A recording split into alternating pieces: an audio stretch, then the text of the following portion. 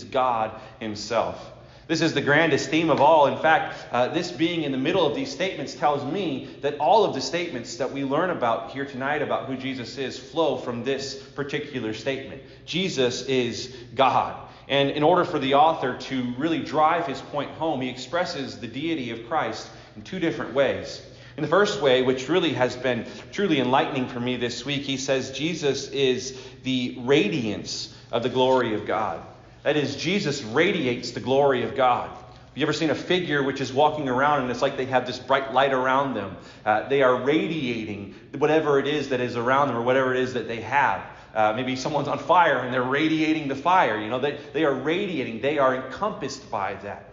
That is what Jesus is. That is who Jesus is. Jesus is the radiance of the glory of God. He radiates God's glory. And the only reason he can do that is because he is God himself. You and I can't radiate God's glory because, one, we'd be killed at the sight of God in his glory, but also because we're not God.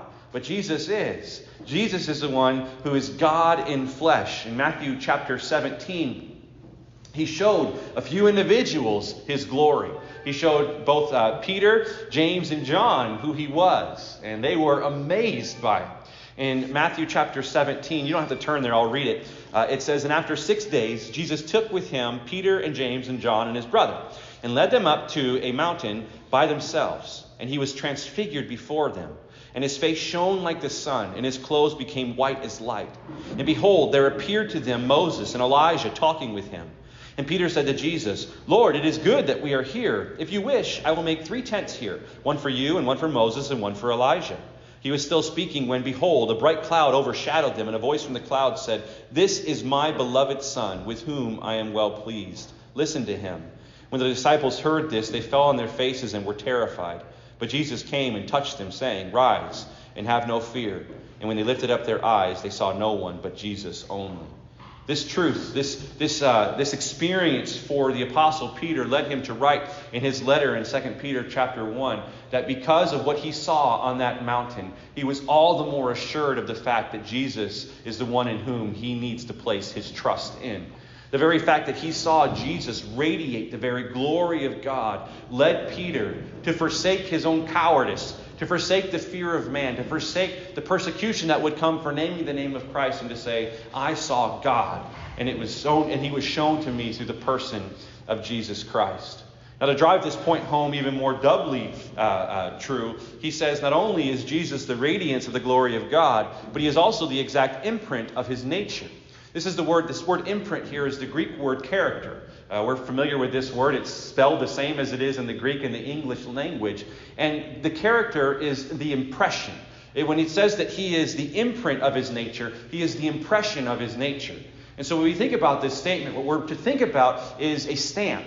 Where a stamp which has its rubber stamp on it, and you go and you place the ink on the stamp and you would stamp it on a piece of paper or whatever it is you wish to transfer that image to.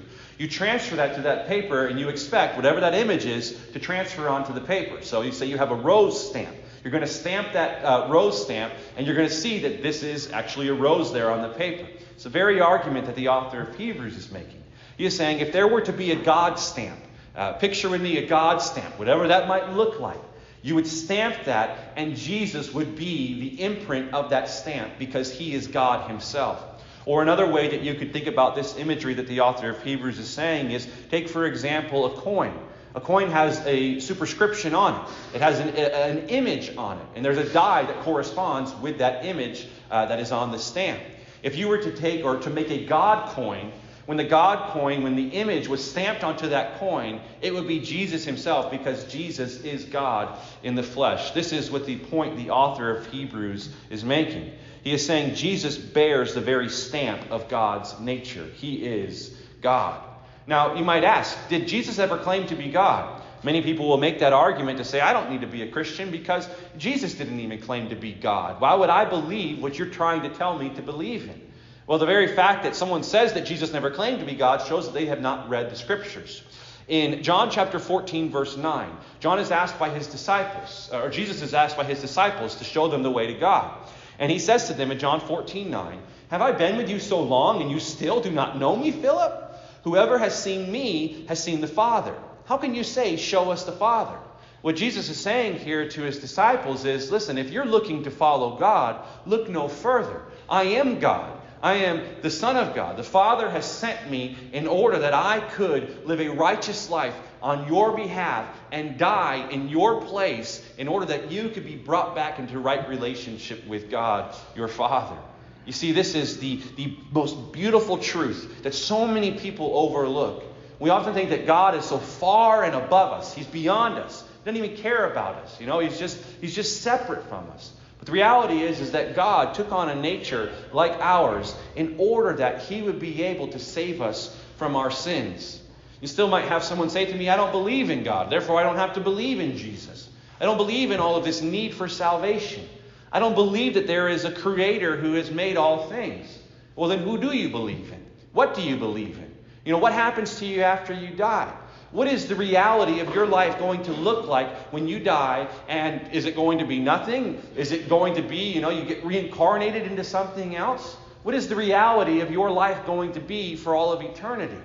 You see, in the Scriptures, what we learn is that there are many people who say they do not believe in God. They don't believe that God exists. In Psalms, the psalmist says, the fool says in his heart, there is no God. In James chapter 2, he says, you believe in God? Good. Even the demons believe that there's God. There's really a broad spectrum. Those who say they don't believe in God are fools. Those who would say they believe in God, James would say, good. Even the demons believe that God exists. You need to come to God through Jesus Christ. In the book of Acts, the Acts of the Apostles, it is the history of the beginning stages of the church. The Apostle Paul finds himself traveling on his second missionary journey into what is now modern-day Europe. And as he gets to this town I'm sure you're all familiar with, the town of Athens, Greece, he finds himself being just confronted with all of this idolatry. An idol is something that an individual is going to worship. It's an image which has been erected that men, women, children, whomever it is, will worship. Some people take their idols and they give them food, they give them clothing, they give them bread, they give them money, they bathe them, whatever they wish to do with them because they view them as a god or as a deity. Well, when the Apostle Paul gets to Athens, he finds that there is a pantheon of gods. That is, over 30,000 idols existed throughout Athens during the time that the Apostle Paul found himself to be there. Well, there's a problem with this. On one hand, you have some who say they don't believe in God. On other hand, some people say they do believe in God, but they don't wish to follow Him. And still on another hand, you have individuals who say, well, we believe in 30,000 gods. This is a broad issue that needs to be discussed. And what the Apostle Paul says is very important for us to consider here tonight as we think about the significance that Jesus Himself is God, is this. It's found in Acts chapter 17. And you can turn there with me if you wish. Otherwise, I'll just read through the passage. But in Acts chapter 17, Paul, he notes that these men, he says, I see that you believe in all of these idols. You have many gods that you worship. And I'm here to tell you something. Pick it up in Acts chapter 17, verse 22. So Paul, standing in the midst of the Areopagus, said, Men, I perceive that in every way you are very religious. For as I passed along and observed the objects of your worship, I also found an altar with this inscription, To the unknown God. What therefore you worship as unknown, this I proclaim to you.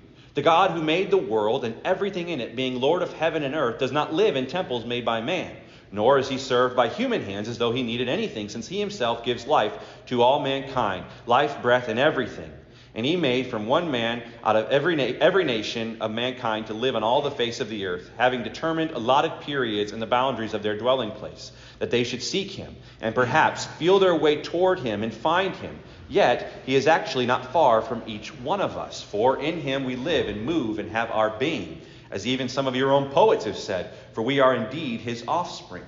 What Paul goes to say to these individuals here, he doesn't have the issue of our day, which is that they don't even believe in God. He says, listen, you're onto something where you're looking at all of these idols. You recognize that there is someone greater than you out there who exists.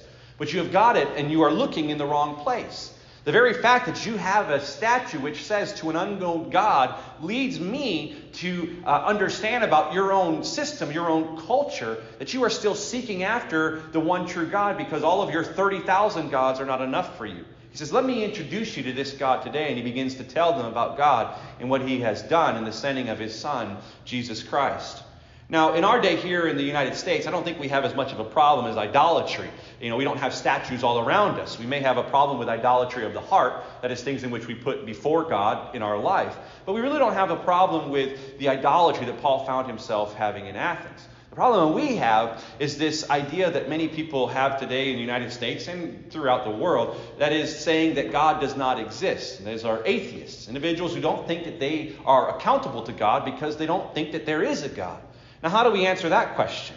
How do I answer that question, right? I cannot just make God show up and prove to these individuals that God actually exists. But there is evidence all around us.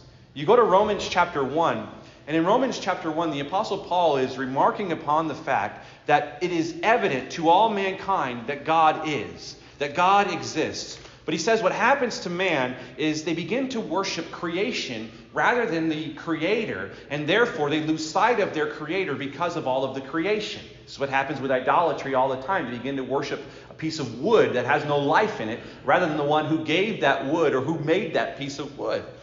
He says in Romans chapter 1, verse 18, "For the wrath of God is revealed from heaven against all ungodliness and unrighteousness of men, who by their unrighteousness suppress the truth. For what can be made known about God is plain to them, because God has shown it to them. For his invisible attributes, namely his eternal power and divine nature, have been clearly perceived ever since the creation of the world, in the things that have been made, so they are without excuse. For although they knew God, they did not honor him as God or give thanks to him. But they became futile in their thinking, and their foolish hearts were darkened. Claiming to be wise, they became fools and exchanged the glory of the immortal God for images resembling mortal man and birds and animals and creeping things." See, what the Apostle Paul says to someone who denies the existence of God is he says, you're not denying the existence of him, you're suppressing him by your own sinfulness. You're suppressing the existence of God because you're trying to limit your accountability to him. But he says, look all around you. Look at creation. If you look at creation, you will be able to discern the fact that there is a God. And not only that there is a God, that there is one God who has created all things. You see, to the atheist who denies the existence of God and his role in creation, but they say they believe in the Big Bang Theory or the theory of evolution, all you need is simple reason to really break down that whole argument. The whole theory of evolution, which is this idea that things have evolved over time, that there is no creator God who has created these things, has on its premise that there was just a bunch of goo which one day just formed into something a little bit different, and it continued to evolve until it became what we see here today. That's nonsense. That is illogical thinking. But you see what the Scripture says? The Scripture says that God created everything. And all we need to do is to look at creation to be able to discern that.